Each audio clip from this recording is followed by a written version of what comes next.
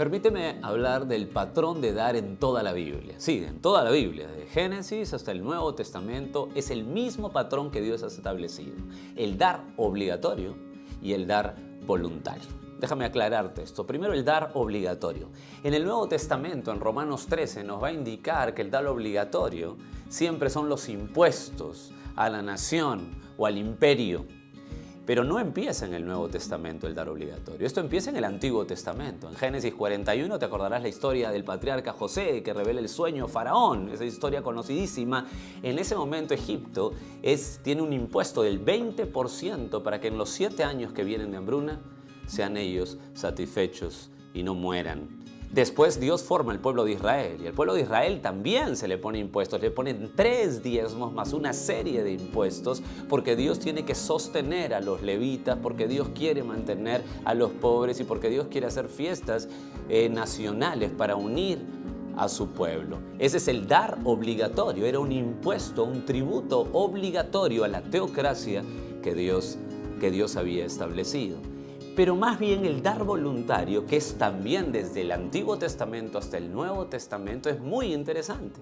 Vamos a encontrar en Génesis 4 a Caín y Abel dando, pero te acordarás que no tienen ningún patrón establecido. Ellos dieron voluntariamente. Uno dio obviamente con un corazón bueno, otro no, pero no había ningún patrón. Después vas a encontrar de igual manera a Noé dando sin ningún patrón. Él daba de corazón, conoce a Dios, ama a Dios y da voluntariamente. El mismo patrón pasa con Abraham, el mismo patrón pasa con Jacob, que en ninguno de los dos casos entre Abraham y Jacob del 10% vuelven a hacer una ofrenda así. Fue algo que salió de su corazón, fue una iniciativa personal. Habiendo entendido el patrón del dar en toda la Biblia, permítame ir contigo a Malaquías capítulo 3, verso 8, que es un pasaje que lo utilizan muchísimo para hablar de este tema de diezmos y ofrendas. Malaquías 3:8 dice: ¿robará el hombre a Dios? Pues vosotros me habéis robado, dice Dios. Y dijiste: ¿en qué te hemos robado? En vuestros diezmos y ofrendas. Malditos sois, con maldición, porque vosotros, la nación toda, me habéis robado. ¿Por qué Dios daría este pasaje tan fuerte a su nación amada, Israel, en el Antiguo Testamento? Bueno, como hemos entendido, hay un dar obligatorio y Dios, cuando establece a Israel, pone sus reglas y pone impuestos obligatorios. ¿Para qué? En el Antiguo Testamento había una teocracia, es Dios la cabeza, es Dios el rey y su primera plana de servidores son los levitas. Este primer diezmo era para mantener a los levitas.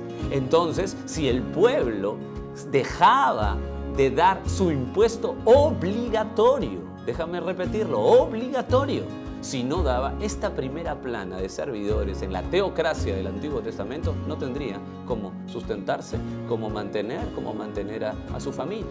Esta plana de levitas se compara, por ejemplo, hoy en tu nación, cuando el presidente tiene a sus ministros, ¿verdad? Bueno, en el Antiguo Testamento una teocracia. Dios el rey tenía sus ministros, los levitas, y este primer diezmo era para mantener. En la actualidad se piensa básicamente en la iglesia 2 cosas con respecto a este tema. Primero, que el diezmo está vigente en las iglesias de hoy. Y en segundo lugar, con respecto a Malaquías 3, se piensa hoy en las iglesias que cuando uno no diezma o cuando uno deja de diezmar, está robándole a Dios. Cuando uno no diezma obligatoriamente, está robándole a Dios. Mateo 17:22.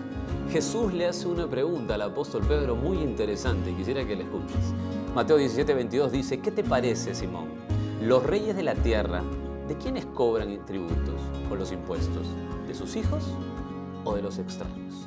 Simón, Pedro, ¿de quiénes cobran los impuestos los reyes de la tierra? ¿De sus propios hijos, de su familia o de los extraños? Obviamente Pedro, con 2 dedos de frente, le va a responder: Señor, es una pregunta absurda. Obviamente cobran a los extranjeros, no a sus hijos. Esa era la enseñanza que Jesús quería darles. Jesús, el Señor, no cobra tributo, no cobra impuesto a sus hijos. Los creyentes verdaderos, los creyentes en todo tiempo, desde el Antiguo Testamento hasta el Nuevo Testamento, todo lo que hacen en su corazón es un dar por voluntad. porque han sido transformados por Dios. Segunda de Corintios, capítulo 8. Es muy interesante este capítulo. El apóstol Pablo dice lo siguiente, del verso 3 al verso 5. Pues doy testimonio de con agrado han dado conforme a sus fuerzas y aún mucho más. En ese capítulo, del versículo 3 al 5, tenemos principios. Damos con gozo, damos con generosidad, damos conforme a nuestras fuerzas, damos por privilegio, damos por adoración. Los hijos de Dios, reales, verdaderos, dan todo lo que pueden, no se limitan a un porcentaje. La iglesia va por las ofrendas voluntarias, no por un impuesto obligatorio. Pues si somos transformados, damos todo lo que podamos. Es un tema tan vasto, es un tema tan importante para la iglesia hoy.